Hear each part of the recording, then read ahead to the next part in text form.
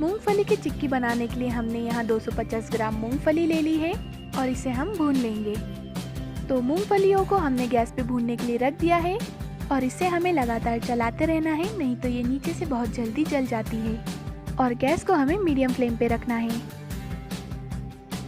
तो मूंगफलियाँ भून चुकी है और इन्हें अब हम एक थाली में निकाल लेते हैं और मूंगफलियों को हमें ठंडा होने देना है।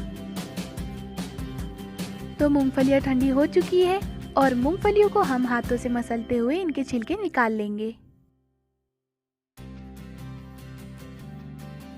तो मूंगफलियों का छिलका हमने निकाल लिया है और अब हम इसे ऐसे पुराने तरीके से इसका छिलका हम अलग कर देंगे।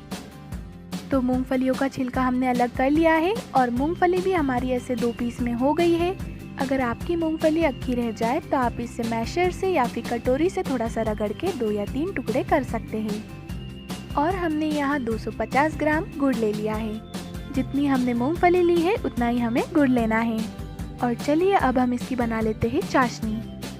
तो हमने यहाँ गैस पर लो फ्लेम पे एक पैन रख दिया है और इसमें हम डाल रहे हैं 2 चम्मच पानी और डाल देते हैं इसमें गुड़। और गुड़ को हम अच्छे से मेल्ट कर लेंगे और इसे लगातार चलाते रहेंगे। चाशनी बनाने में मुझे थोड़ी प्रॉब्लम होती है, इसलिए मैं मेरी मम्मी की हेल्प ले रही हूँ। ज़्यादातर रेसिपीज़ में मेरी मम्मी मेरी हेल्प करती है। और चिक्की सेट करने के लिए मैंने यहाँ एक बटर पेपर ले लिया है और इसके ऊपर लगा रहे हैं हम थोड़ा सा घी। आप चाहे तो यहाँ पर प्लास्टिक शीट भी ले सकते हैं या फिर थाली को उल्टा कर कर उस पर घी लगाकर चिक्की जमा सकते हैं। तो चिक्की जमाने के लिए हमारा बटर पेपर रेडी है और इधर हमारा गुड़ भी अच्छे से मेल्ट हो गया है। और अब हम इसमें डाल रहे हैं 1 चम्मच घी। इससे चिक्की में बहुत अच्छी सी शाइन आती है। ये बिल्कुल ऑप्शनल है, आप चाहे तो इसे डालें, नहीं तो आप इसे स्किप भी कर सकते हैं। और गैस की फ्लेम को हमें एकदम लो पे रखना है और इसे लगातार चलाते रहना है, नहीं तो गुड़ जल भी सकता है। और अगर गुड़ जल जाता है तो चिक्की में कड़वा सा टेस्ट आता है। तो ध्यान रखिएगा कि चाशनी को हमें लो फ्लेम पे पकाना है। तो चाशनी में अच्छा सा उबाल आ गया है और इसका हल्का सा कलर भी चेंज हो गया है। अब हम इसको पानी में डालकर चेक कर लेते हैं और इसे हम थोड़ी देर पानी में छोड़ देते हैं। तो अब हम इसे चेक कर लेते हैं। तो देखिए चाशनी में ऐसा तार चल रहा है, ये चाशनी अभी तैयार नहीं हुई है। जब चाशनी हम चेक करेंगे और उसमें अच्छा सा क्रंच आ जाएगा तब चाशनी रेडी हो जाएगी। तो चाशनी को अभी हमें थोड़ी देर और पकाना है।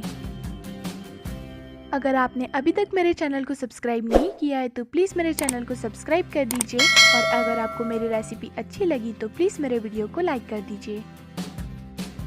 और चाशनी को हमें बीच में 1-2 बार चेक कर लेना है क्योंकि चाशनी में अच्छा सा क्रंच आना चाहिए, तभी चाशनी रेडी होगी। तो चलिए अब हम चाशनी को एक और बार चेक कर लेते हैं। हमने पहले भी चाशनी को 2 बार चेक किया था लेकिन तब चाशनी रेडी नहीं थी। तो इसे हमें थोड़ा ठंडा होने देना है।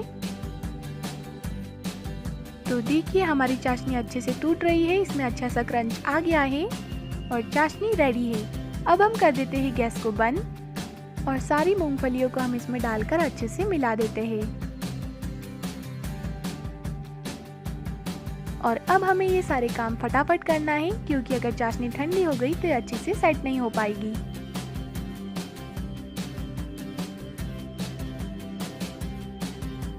तो हमने इसे अच्छे से मिला दिया है और अब हम इसे निकाल लेते हैं बटर पेपर पे और इसे हमें अच्छे से फैला देना है। इसे फैलाने के लिए हमने यहाँ एक बेलन ली है और इसके ऊपर घी लगा लिया है। अब हमें इसे अच्छे से फैला देना है।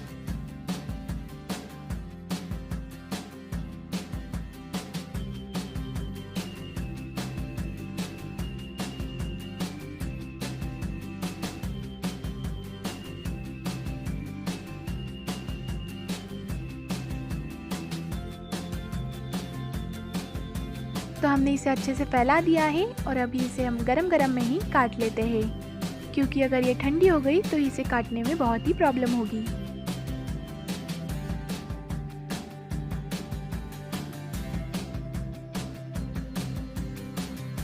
तो हमने चिक्कियों को काट लिया है और अब हमें इसे ठंडा होने देना है। तो चिक्की अच्छे से ठंडी हो गई है और अब हम इन्हें निकाल लेते हैं और इनकी आवाज़ सुन के ही आपको पता चल रहा होगा कि ये कितनी क्रंची बनी है।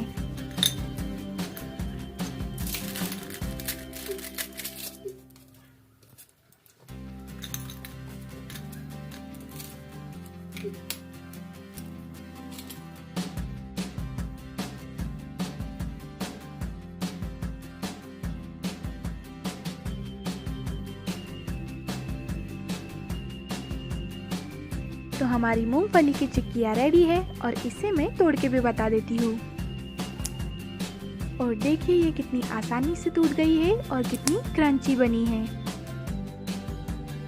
तो हमारी मूंगफली की चिक्कियाँ रेडी है। अगर आपको मेरी रेसिपी अच्छी लगी तो प्लीज़ मेरे वीडियो को लाइक शेयर कर दीजिए और मेरे चैनल को सब्सक्राइब कर दीजिए और मुझे कमेंट करके बताइए कि आपको मेरी रेसिपी कैसी लगी।